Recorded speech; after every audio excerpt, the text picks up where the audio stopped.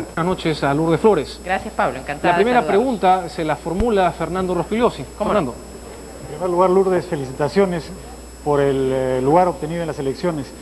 En segundo lugar, quisiera preguntarte, estoy sorprendido porque tú llamas a coordinar a los partidos que han participado en estas elecciones y que están en la oposición o podrían estar en la oposición al régimen, pero no has llamado a coordinar a la mayoría de los partidos que están fuera de este Congreso y que integran, creo yo, la parte sustancial de la oposición democrática. ¿Por qué este olvido?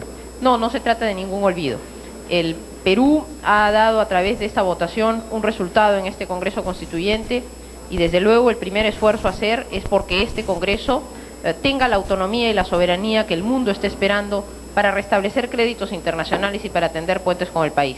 Obviamente, creo que esta nueva votación, la ocurrida con ocasión de la elección de este Congreso Constituyente el día de hoy, nos obliga a todos los peruanos a buscar el gran proyecto nacional que en esta oportunidad es viable porque el pueblo ha vuelto a ratificar su decisión que o los peruanos nos entendemos y tenemos un proyecto nacional o no tenemos destino, de forma tal que estas primeras palabras tenían que ver con el funcionamiento del Congreso Constituyente, pero creo que efectivamente es fundamental que entre todos los peruanos encontremos este proyecto nacional, tanto quienes participaremos dentro de este Congreso Constituyente, cuanto quienes no lo están haciendo. Otra pregunta adicional a Lourdes Flores. Usted ha mencionado hace unos instantes que el partido ha obtenido más o menos el porcentaje tradicional.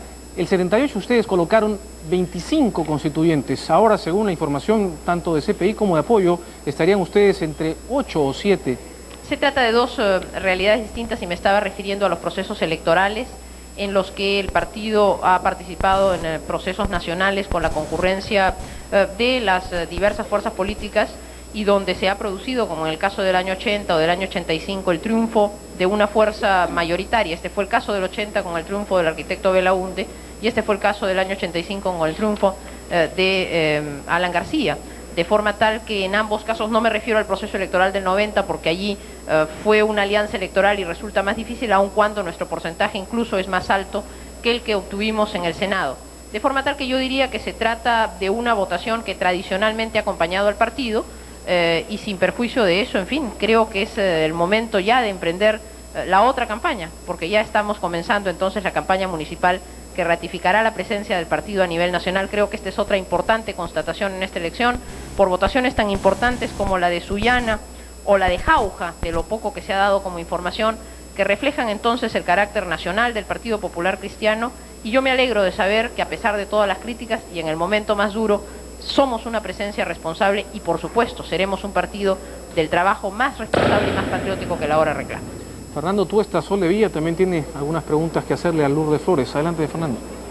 Buenas tardes, doctora. Buenas no tardes. quisiera hacer aguafiestas, pero el año 78, al igual que ahora, Acción Popular, con quienes ustedes más o menos comparten el mismo electorado, tampoco se presentó a las elecciones. Se suponía que ustedes debían cubrir ese espacio dejado por Acción Popular. Es más, son ustedes el único partido político que se ha presentado a estas elecciones. Y un 12%, creo yo, no solamente es un resultado bastante magro, sino que también quizá representa, aún se mantiene, quizá la crisis de los partidos políticos en el Perú. ¿No cree usted eso? Como usted dice, quiere ser aguafiestas, pero no lo va a hacer, porque ingresar a esta contienda fue una tarea muy dura y muy difícil. Éramos conscientes de todos los riesgos que esto suponía y creo que este resultado, que por supuesto en el tiempo seguirá creciendo porque nos toca efectivamente a todos los partidos políticos seguir ganando en credibilidad. Cuando nosotros dimos este paso, lo hicimos en primer lugar porque, como hemos dicho en el lema de nuestra campaña, el interés nacional está por encima de todo y queríamos darle viabilidad al proceso.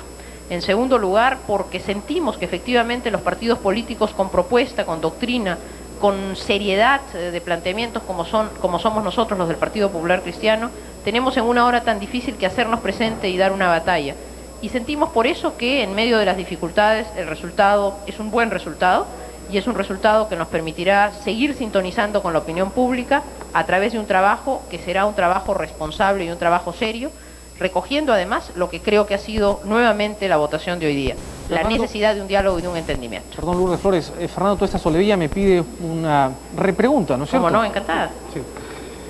Habla usted de la oposición a partir de la instalación del Congreso y se habla también de las políticas económicas, etcétera. Sin embargo, el primer trabajo del Congreso Constituyente es elaborar una Constitución. ¿Cómo es así entonces que usted piensa, dice, encabezar una oposición si de lo que se trata es hacer una Constitución? ¿Cómo van a coordinar con las demás agrupaciones políticas que por lo demás no sabemos cuáles son sus proyectos constitucionales? De ninguna, incluso de la mayoría llamada esta vez nueva mayoría. Yo diría, Fernando, que nuevamente el sentido del diálogo y del entendimiento es el que debe plasmarse en la reforma constitucional.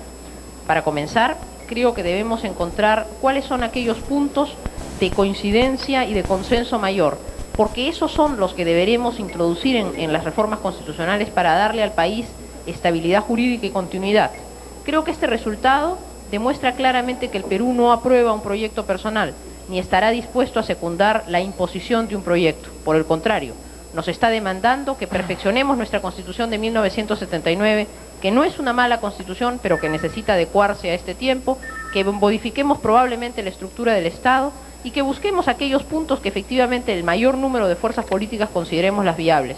Creo que lo que está claro en materia de reforma constitucional es que el país no avala un proyecto personal de entronización en el poder, sino que por el contrario, nos dice, busquemos aquello que sea lo mejor para modernizar el Estado peruano y adecuarlo a esta realidad. Y como además este Congreso tendrá tarea legislativa y tarea fiscalizadora, creo que en ambos casos deberemos buscar la adecuación de las leyes que sean mejor para el país y una tarea responsable de fiscalización que no agote la tarea del Parlamento, pero que efectivamente ponga puntos sobre las sillas en aquellas materias que así lo demandan. Es el turno de Alfonso Grados Bertolini, quien está esperando también hacerle una pregunta a Lourdes Flores. Adelante, Alfonso. En primer lugar, felicitaciones, Lourdes. Creo que tendremos una constituyente que refleja el afán de concertación del país. Lo que me temo mucho... Siga. Lo que me temo mucho es que la mayoría directa del gobierno o la de los adherentes trate de llevar adelante de todas maneras el proyecto autoritario. En consecuencia, creo que cualquiera que sea la configuración de las fuerzas políticas que no están con el proyecto autoritario, que pretenden que en este país haya efectivamente una posibilidad de democracia social, encuentren la manera de vincularse a aquello que hoy se ha mostrado que el país no está suficientemente claro. Las jóvenes que han votado por primera vez y que en realidad están votando solo contra las frustraciones de los últimos tiempos, contra aquello que se les promete y no aquello que signifique la consistencia de un proyecto democrático. En consecuencia, Lourdes, el Congreso futuro, que evidentemente tendrá una posibilidad de darle el endoso que quiera el gobierno, tendrá en la oposición disminuida respecto a lo que aparentemente aparece en las cifras, porque habrá muchos que se plieguen al gobierno, tendrá la capacidad de convocatoria para que los partidos encuentren otra vez la raíz que todos queremos que tengan con la ciudadanía independiente del país. Lo primero que quisiera decir, Alfonso, es que he oído en los comentarios algunas dudas sobre el rol que corresponderá al Movimiento Renovación.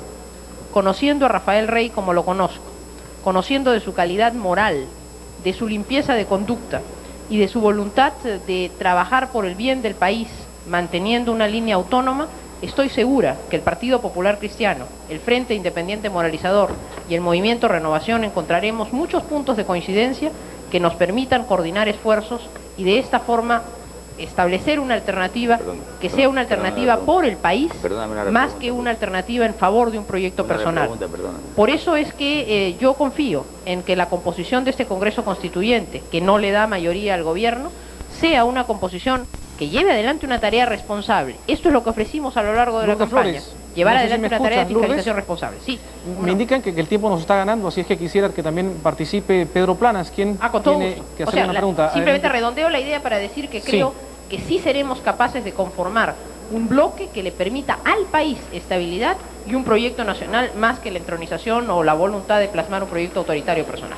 Ahora sí, el turno de Pedro Planas. Adelante, bueno, Pedro. me uno a la felicitación y te planteo, Lourdes, dos puntos, dos preguntas. Quisiera que respondas muy puntualmente. ¿Cómo no? Primero, si crees que existe hoy mismo un sistema de partidos dentro de este Parlamento, porque tú hablas de Rafael Rey como si Rafael Rey tuviera un partido político y él no lo tiene. Lo que ha liderado es una lista donde había gente que fue convocada a veces por Barba, a veces por Olivera, finalmente optaron por entrar con Rey. pero Rey no es dueño de esos votos ni de esos curules, evidentemente. Lo mismo pasa con Barba, él mismo lo ha anunciado varias veces, y lo mismo pasa acaso con Olivera. Entonces, lo que quiero decirte es que no hay partidos políticos dentro de este parlamento variopinto, va a haber muchas individualidades difíciles de agrupar, incluso en la llamada nueva mayoría. La segunda pregunta es si crees que hay un sistema democrático, una democracia constitucional a partir de esta elección. Y quiero recordarte simplemente, Odría cuando baja al llano y tiene un parlamento propio, si es que eso fue propiamente democracia, o los 3 parlamentos que tuvo Leguía, o el parlamento del primer gobierno de Prado. En nuestra historia republicana nosotros no los consideramos como democracia, no obstante que tiene mucho parecido con lo que pasa hoy día en el parlamento del cual tú formas parte, Lourdes. Pedro, te agradezco las 2 preguntas. Lo primero, es verdad que este parlamento va a tener muchas individualidades, comenzando efectivamente, como se ha señalado muy bien, porque los 38 representantes que aparentemente tendría Cambio 90 nueva mayoría, no son pues tampoco 38 incondicionales. Yo no me imagino al doctor César Fernández Arce o al doctor José León Barandiarán votando por carpetazo consignas que pudieran venir de Palacio de Gobierno. Son hombres tan cabales y tan íntegros que seguramente jugarán un peso muy grande en las decisiones que se van a tomar, o un hombre con independencia de criterio como Carlos Torres y Torres Lara, de forma tal que yo creo que esas 38 curules son curules que además van a ser poco consistentes y sólidas. En lo que concierne a los otros movimientos, es cierto que ellos no tienen una unanimidad de criterios, eso seguramente obligará a un mayor esfuerzo de coordinación. Gracias a Dios tenemos una experiencia parlamentaria en la que hemos aprendido a batallar con muchos grupos. No olvidemos que la presidencia de la Cámara de Diputados, que llevó al doctor Roberto Ramírez del Villar, se conformó en base a lo que en la Cámara de Diputados llamábamos el tercer mundo, es decir, la suma de personas. Y por eso confío, porque conozco de la calidad de los representantes, ya tendremos la oportunidad de conocer los nombres de quienes resulten electos, que sí podremos llevar adelante un trabajo organizado, un trabajo unitario. Por supuesto, creo que el trabajo parlamentario va a tener que fortalecer los grupos parlamentarios. La única posibilidad de llevar adelante un trabajo organizado, ordenado y eficiente, que es una de las primeras tareas que convocaremos para que se realice en una forma muy ordenada, se basará en que los grupos parlamentarios tengan mucha fuerza. Lourdes, ¿me escuchas? Sí, por supuesto. Sí. Le pido por favor que se mantenga todavía en contacto con nosotros. Vamos a regresar en cualquier momento. Nos indican que tenemos información del interior del país que quizá le interese ver. Veamos. Que hizo